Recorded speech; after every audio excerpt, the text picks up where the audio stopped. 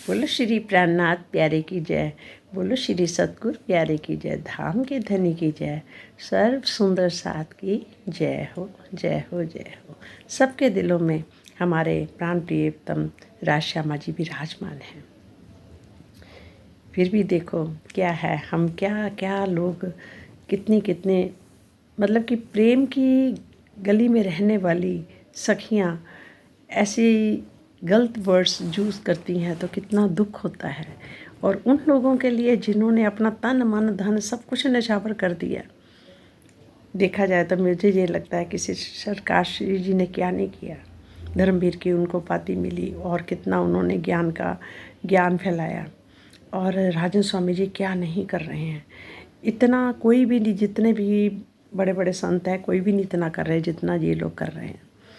और फिर भी एक बात के लिए पकड़ के बैठे हैं और कह भी रहे हैं कि हमारे साहिब, अरे हमारे साहिब है तो फिर साहिब नाम से क्यों लड़ाई कर रहे हैं। ठीक है, हमारे साहिब ने अपनी पहचान कराई, अपने नाम से कराई, और हम सखियों के तो वो साहिब हैं, हम तो साहिब बोल लेंगे। हमारे प्रीतम हैं, हमारे साहिब हैं और वो सबके साहिब हैं। फिर भी लोग इतनी छोटी छोटी चीज़ों के लिए एक मुद्दा बना रहे हैं लड़ने के लिए। क्या ये उनको शोभा देता है? क्या उन सबको शोभा देता है?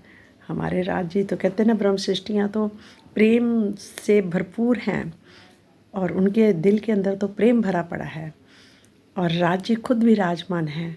तो ऐसे दिल दुखाना, क्या राज्य का दिल नहीं दुख रहा? राज्य को महसूस नहीं हो रहा? राज्य कहते हैं ना, राज्य ने जब कुछ करना ना, फिर इन लोगों के उनको मौका भी नहीं देना बख्शने का, ऐसे लोगों को जो इतना कुछ बोल रहे हैं और राज्य की प्रिय आत्मा को ऐसा ऐसा बोल रहे हैं।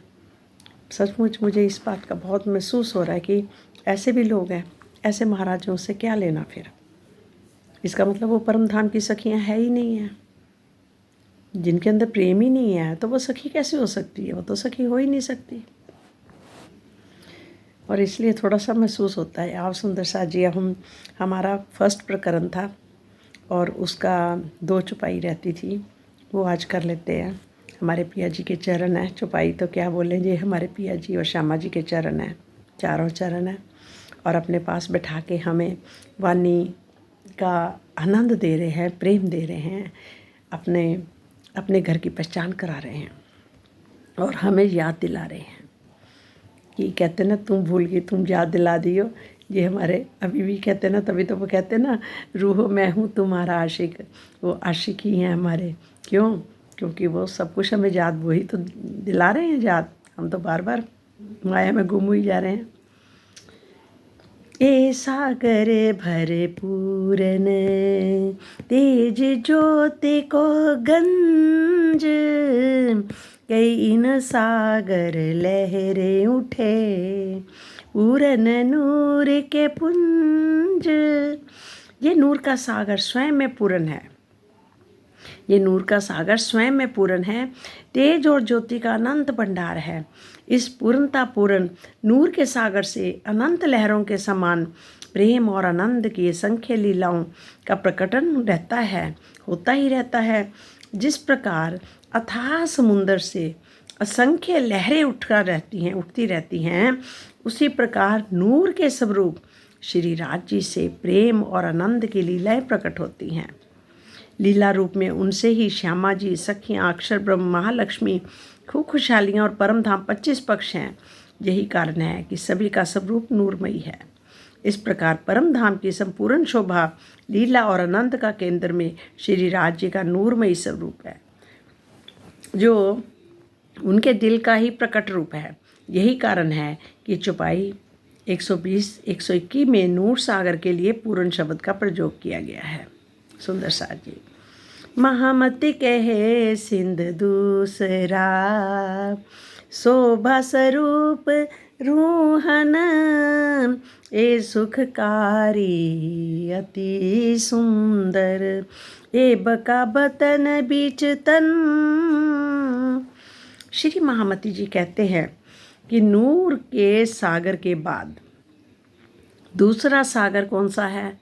सुंदर साथ जी, नीर। दूसरा सागर ब्रह्म सृष्टियों की शोभा का है। पहला क्या बोला उन्होंने, नूर सागर के बाद क्या रहा है, ब्रह्म सृष्टियों की शोभा। श्री मामती जी कहते हैं नूर के सागर के बाद दूसरा सागर जो है वो ब्रह्म सृष्टियों की शोभा का है।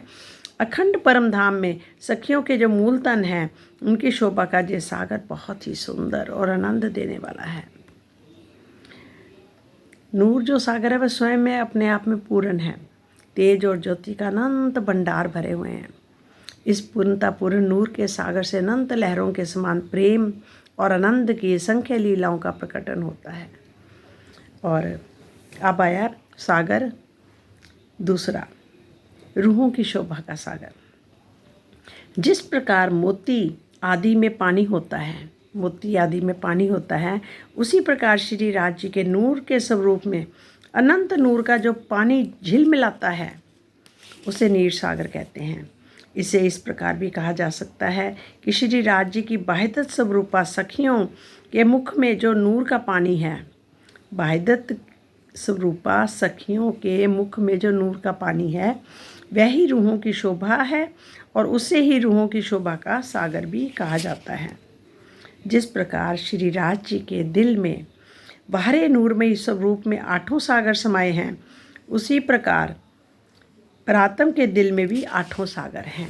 परात्म के दिल में भी कितने हैं? 8 सागर हैं। अब आए, इस प्रकार कहते हैं कि आत्मा नीर सागर से चलकर सभी सागरों से होते हुए मूल मिलावे में विराजमान मूल स्वरूप श्री राज जी को प्राप्त कर लेती है।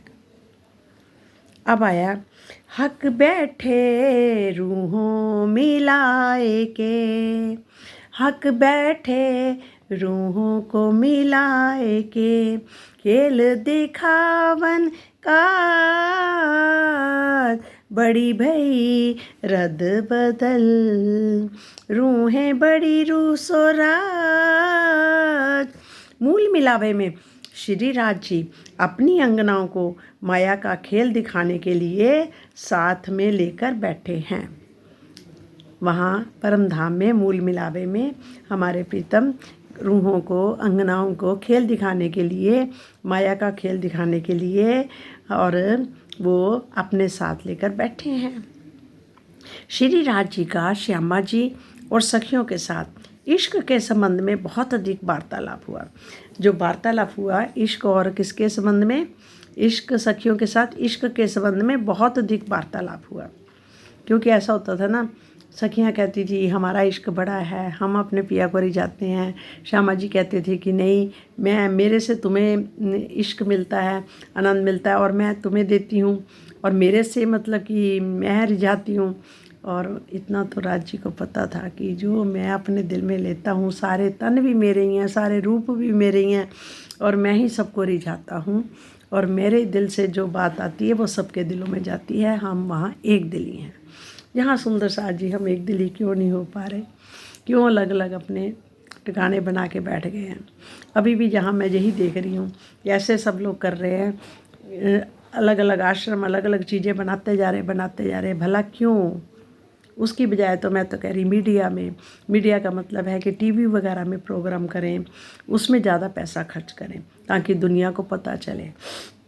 और ऐसे में क्या हो रहा है कि सब बना के सारे यहीं के यहीं रह जाने हैं। क्या इन बना के चीज़ों का क्या फ़ायदा? एक साल में एक बार प्रोग्राम हो गया, उसके बाद सारा साल कुछ भी नहीं, या एक बार हो गया, 2 बार हो गया। तो इससे बेटर तो ये है कि उतना पैसा अगर टीवी वगैरह में चैनल बनाया जाए या लगाया जाए उस पर। आज इतने सुंदर साथ हैं कि मिल के भी एक चैनल खुद का भी बना सकते हैं, इतना पैसा सबके पास है। पर सब धीरे धीरे आश्रम बना के जगह जगह वही काम करी जा रहे हैं। जो दुनिया करती है वही काम खुद करी जा रहे हैं, और उन्हीं लोगों ने वहीं जाना, उन्हीं लोगों ने दूसरे आश्रम में जाना। उसका क्या फ़ायदा? ज्ञान है, मतलब कि जैसे यूट्यूब में आ रहा है, और वैसे तो टीवी के अंदर आए तो और भी अच्छा है, और टीवी में आएगा तो सारी दुनिया सुनेगी। और सबको ज़्यादा पैसा टीवी में लगाना चाहिए, ना कि ऐसे अपने अपने आश्रम बनाने के नाम करने वाली बातें लग रही हैं। हर जगह अपने आश्रम बना रहे लोग, और फिर कोई कह रहा वहाँ बन गया, कोई उस शहर में बन गया, उस शहर में कितने लोग फिर उस आश्रम में जा रहे हैं। रोज़ रोज़ तो वहाँ पर वचन होते नहीं हैं। खाली पड़ा रहते, उसका क्या फ़ायदा। साल में एक बार 2 बार, मुझे तो ये बातें सही नहीं लगती। जहाँ हम लोग भी आके अपनी अपनियाँ देखा जाए जायदादें बनाने में लगी जा रहे, उसके इतने आश्रम है, उसके इतने आश्रम है, क्या फ़ायदा। मुझे तो इसमें कोई फ़ायदा नहीं लगता। उसकी बजाय जगह जगह ऐसे बुक्स कह भी नहीं सकते कि कहाँ से ले लो बुक्स। हर शहर में दुकानें होनी चाहिए, पर नामी दुकानें हों जहाँ पर बुक्स मिलें, हर शहर में होनी चाहिए, वो ज़्यादा फ़ायदा है, ताकि सब लोग उसको ख़रीदें। ये मेरी सोच है। आगे मैंने सोचती शायद मैं गलत सोच रही हूँ। और इतने इतने बड़े बड़े भंडारे करने, खर्चे करने, उन भंडारों पे क्या फ़ायदा। घर में रोटी खा रहे हैं ना सारे, अब भंडारों पे इतना खर्चा करना क्या फ़ायदा। मैं तो यही कहूँगी, इसकी बजाय टीवी के अंदर इतना प्रचार करो, न्यूज़पेपरों में प्रचार करो, वो ज़्यादा अच्छा है। यूट्यूब वगैरह ये सब टीवी में इसमें आता है, वो ठीक है, पर उससे ज़्यादा उसमें टीवी वगैरह में अगर आना शुरू हो जाए प्रोग्राम, एक अपना चैनल ही बन जाए, ताकि हर एक आदमी आराम से टीवी में बैठ के देखे और सुने, वाणी को भी सुने, सब काम करें। चलो सुंदर साथ जी आगे चलते हैं। देखन खेल जुदागी का, दिल में लिया रूहन, हक आप बैठे तख्त पर, खेल रूहों को दिखावन, खेल रूहों को दिखावन। हमारे हक खुद बैठे हैं तख्त पर और रूहों को खेल दिखाने के लिए, और हम भी सखियाँ उनके पास बैठी हैं अनार के दाने की तरह चिपक के। अरे तू भूली तू याद दिला दिए, तू भूली तू याद दिला दियो। पर मैं तो देख रही हूँ, मुझे तो आसपास कोई भी बंदा नहीं सुनने वाला दिखा, ना परिवार में ना बाहर, कोई सुनने वाला नहीं दिखता इस ज्ञान को। इतना अच्छा, इतने कृष्ण की बातें सारे सुनते थे, अब ऐसे नाम रूप में दूसरे नाम आने से कोई सुन ही नहीं रहा, समझने की कोशिश भी नहीं कोई कर रहा। सखियों ने अपने मन में ये बात ले ली कि हमें माया का वह खेल देखना ही है जिसमें वियोग जुदाईगी की लीला होती है, जिसमें जुदाईगी की लीला होती है, वो खेल हमने देखना ही है।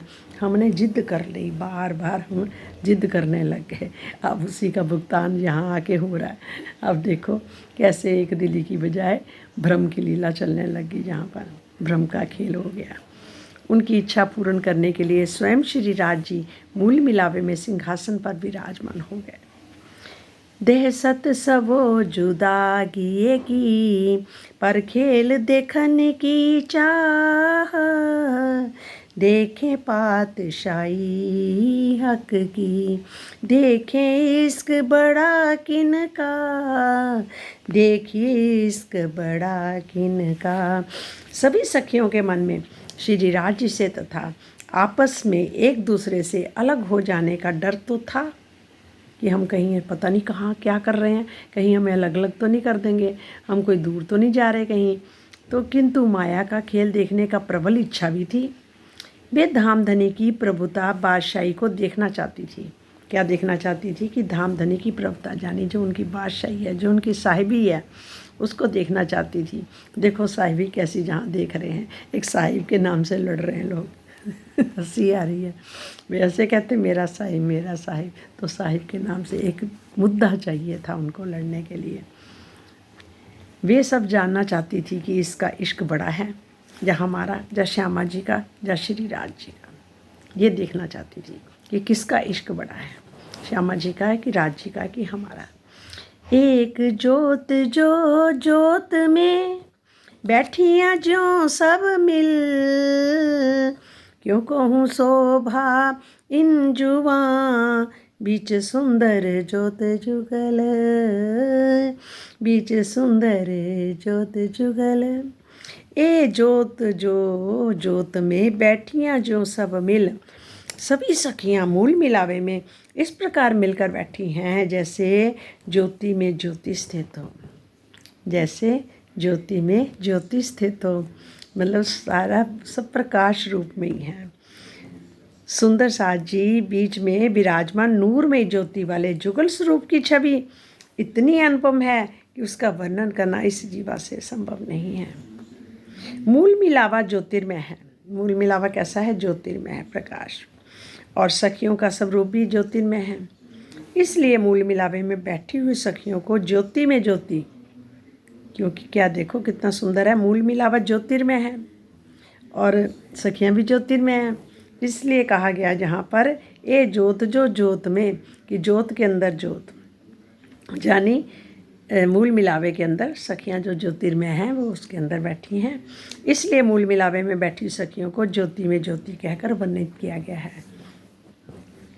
सुंदर साथ भराए के बैठियाँ स्वरूप एक होए, जो सबे हिल मिल रही स्वरूप कहे ना जावे दोए, स्वरूप कहे जावे ना दोए। क्या कह रहे हैं कि सुंदर साथ भराए के बैठियाँ स्वरूप एक हो के सब बैठी हैं। सभी सुंदर साथ सखियाँ संपूर्ण चबूतरे पर एक स्वरूप होकर बैठी हैं, एक जैसी लग रही हैं सब, और सभी आपस में इस प्रकार सट कर बैठी हैं कि कोई ये कह ही ना सकता हो कि दो स्वरूप व्यक्ति बैठे हैं, कि जैसे दो लग रहे हों। वहाँ के स्वरूप भी एक जैसे ही हैं और ज्योति में ज्योति समाई हुई है। तो कुछ विद्वानों के कथानुसार के मूल मिलावे के चबूतरे में के 4 भाग हैं। 4 भाग तो हैं, 4 दरवाजे आ जाते हैं, बीच में जगह होती है, और सिंहासन से चारों दरवाज़ों के सामने रास्ते भी हैं जो खाली हैं, और सखियां भी 3 हारों में बैठी हुई हैं। यदि सखियों के गले में बाहें डालकर भी बिठाया जाए तो भी इस कथन के अनुसार 12 स्वरूप बन जाएंगे, जो श्री मुखवाणी को स्वीकार नहीं है। इस प्रकार की चौपाई 5, 6 और 9 और 13 में ये स्पष्ट उल्लेख है कि सभी सखियां एक स्वरूप होकर बैठी हैं। ये सभी संभव है जब 4 रास्तों का और 3 हारों का बंधन ना हो। तो 4 रास्तों को 3 हारों का न पहले एक स्वरूप होकर बैठी हैं, सब मिलके एकदम सट कर बैठी हुई हैं, और बाहें ऐसे डाल रखी हैं आपस में, गले में गलवलियाँ डाली हुई हैं, और अपने ध्यान राज्य की तरफ है, आँखों से आँखें मिली हुई हैं, और उधर से भी नूर आ रहा है, इधर से भी नूर आ रहा है, नूर में नूर मिला हुआ है, और राज्य देख रहे हैं। और देखते देखते जो हमारी सुरता सामने राज्य की तरफ लगी हुई, हम देख रहे हैं, एक टक होकर देख रहे हैं, पर अब क्या है, राज्य ने हमारी सुरता को इस ब्रह्मांड में भेज दिया, जीवों के ऊपर बैठा दिया, और वो सुरता अब राज्य को नहीं देख रही है, वो इस ब्रह्मांड को देख रही है, इस माया को देख रही है। एक स्वरूप होए बैठियाँ माए बस्तरों कई रंग, क्यों ए वर्णन हो वही रंग रंग में कई तरंग। सभी सखियाँ एक स्वरूप होकर बैठी हुई हैं, उनके वस्त्रों के अनेकों रंग हैं, तथा एक एक रंग से प्रकाश की अनेक रंगों की किरणें निकलती हैं। भला इनकी शोभा का वर्णन कैसे हो सकता है? कह रहे अनेकों रंगों की किरणें निकलती हैं एक रंग में से भी। जिस प्रकार इस संसार में प्रकाश के श्वेत रंग से 7 प्रकार की किरणें निकलती हैं, उसी प्रकार परम धाम के एक एक रंग से अनंत प्रकार की किरणें निकलती हैं।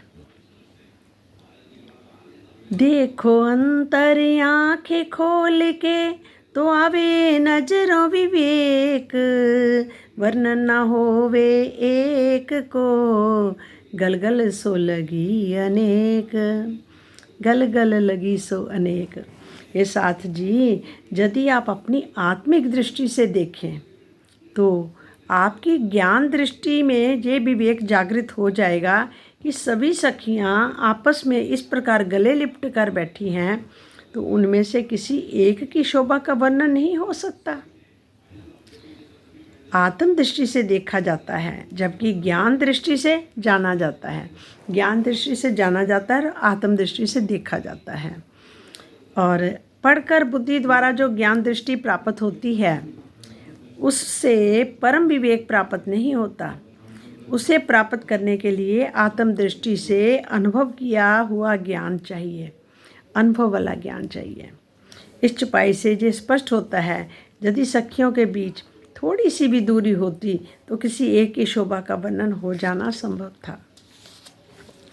एक सागर कहो तेज ज्योत को, दूजो शोभा स्वरूप सुंदर, कई तरंग उठे इन रंगों के, खोल देखो आँख अंदर। एक सागर कहो तेज ज्योत को, तेज ज्योति के सागर नूर सागर का पहले वर्णन हो चुका है पहले अध्याय में। ये दूसरा सागर सखियों के सौंदर्य की शोभा का वर्णन आया है। हे साथ जी, यदि आप अपने आत्मिक चक्षुओं से देखें तो ऐसा लगेगा कि उस ज्योति के भंडार से निकलने वाले रंगों की तरंगे उठ रही हैं। तो क्या लगेगा, जरूर कह रहे, क्या लगेगा कि उस ज्योति के भंडार से निकलने वाली रंगों की तरंगे उठ रही हैं। ए मेला बैठा एक होए के, रूह एक दूजी को लग, आवे नानिक से इत्थे बिच, हाथ नांगरी भाग। सखियों का ये समूह एक स्वरूप होकर बैठा है, सारे एक स्वरूप होकर बैठे हुए हैं, शांत बिल्कुल होके बैठे हुए हैं।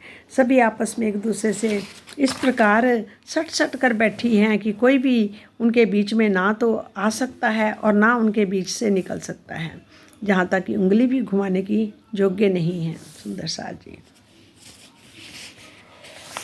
सुंदर साथ जी उसके आगे आ रहा है, कहते हैं ना, खेल देखने की सबकी समान इच्छा होने के कारण भी सबको एक स्वरूप नहीं कहा जा सकता। हाँ, उन्हें एक मत वाला अवश्य कहा जा सकता है, एक मत वाला।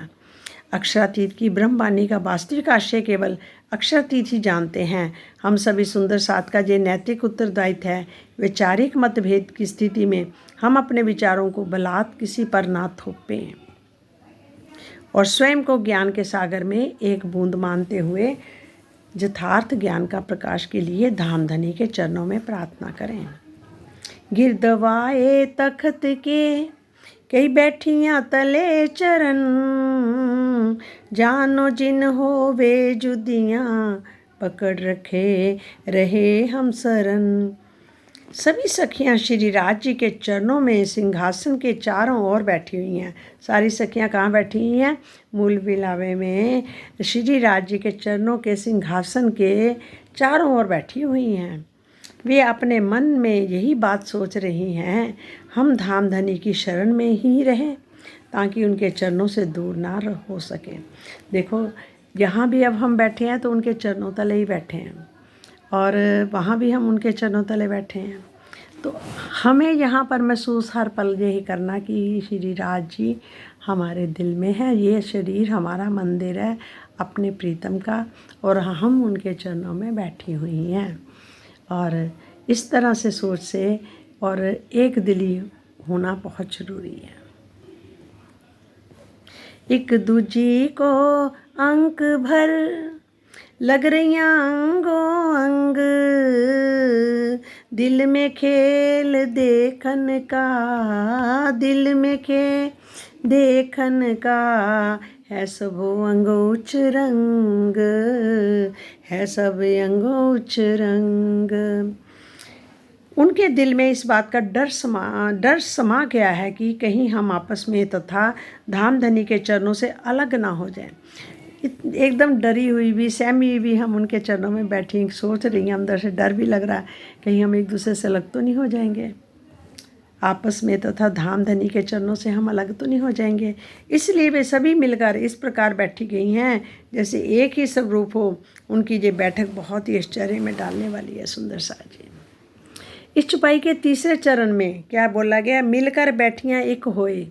चरण में कथित एक होए के तात्पर्य एक मत होकर, एक मत होकर, बल्कि सट सट कर बैठने के कारण एक स्वरूप होने से है। मतलब कि सट सट कर एक स्वरूप ही सबका लग रहा है कि सब कठिनाई एक जैसे बैठी हुई हैं। यहाँ अलग हो जाने के डर का प्रसंग है, इसलिए अर्थ बैठने के संदर्भ में किया जाएगा। यहाँ पर अर्थ क्या है? बैठने के संपर्क में किया जाएगा। एक होए का मतलब एक मत होकर नहीं, बल्कि के एक मत होकर नहीं, एक होए के, बल्कि सट सट कर बैठने के कारण एक स्वरूप होने से है। अतंत शोभा लेत है कबू न बैठियाँ जो कर, जो बैठियाँ भर चबूतरे, दूजा शोभायति सुन सागर। सखियाँ इस तरह से आज दिन तक कभी भी नहीं बैठी, आज दिन तक वैसे कभी भी इतनी सखियाँ सारी ऐसे इकट्ठी होकर नहीं बैठी, बेशम पूरन चबूतरे पर भरकर बैठी हैं और उनकी अनंत शोभा हो रही है। उनकी ये अनंत शोभा ही दूसरा सागर है। माहें ऊंची नीची कोई नहीं, सब बैठियाँ बराबर, अंग सकल उमंग में खेल देखन की चाह कर। वाहिदत के कारण सभी सखियाँ स्वरूप समान है उनके, सबके वाहिदत के कारण क्या है, सबके स्वरूप भी समान है। यही कारण है कि उनकी बैठक में कोई भी ऊंची नीची नहीं है, कोई ऊंची नीची नहीं, सब एक जैसी लग रही हैं। बल एक माया का खेल देखने की चाहना से उनके सभी अंगों में उमंग जानी उत्साह भरा हुआ है। और इस माया का खेल देखने के लिए हमें राज्य कैसा खेल दिखा रहे हैं, तो हमारे में एक उमंग सी भर रही है, उत्साह सा भरा हुआ है।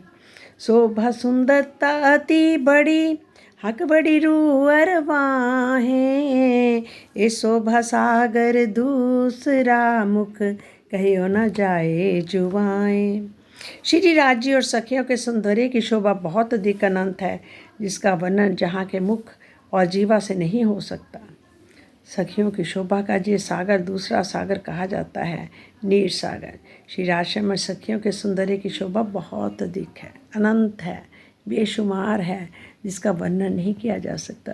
किनका? सखियों का भी। अर सर्वाहों मुख की जुबा कहाँ करे वर्णन, नैन श्रवण मुख नासिका, शोभा सुंदर तिघन, शोभा सुंदरता तिघन। परम धाम की ब्रह्म सृष्टियों का मुख की शोभा का वर्णन भला जहाँ की जीवा कैसे कर सकती है, उनके मुख का वर्णन जहाँ की जीवा कैसे कर सकती है। सुंदर साथ जी अनंत शोभा को धारण किए हुए उनके नेत्र, कान, मुख और नासिका बहुत अधिक सुंदर है।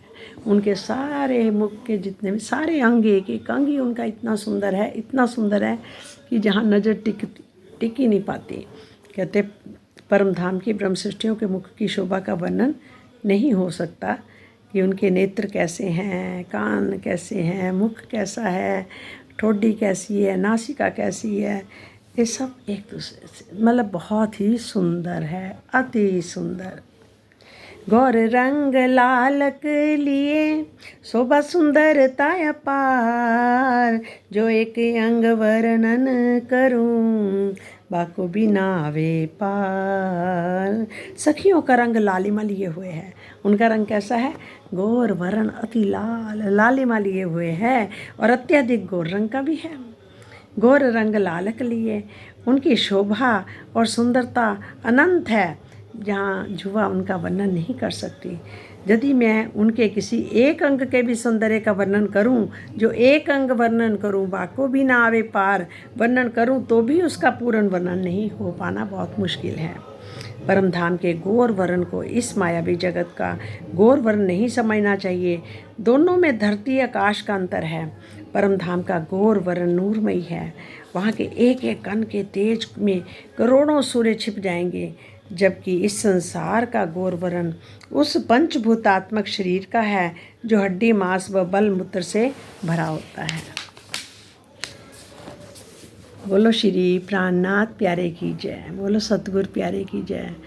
अब हम छोड़ देते हैं, 18 छुपाई हुई हैं, क्योंकि इसमें भी टाइम मेरा कट जाता है वीडियो कई बार।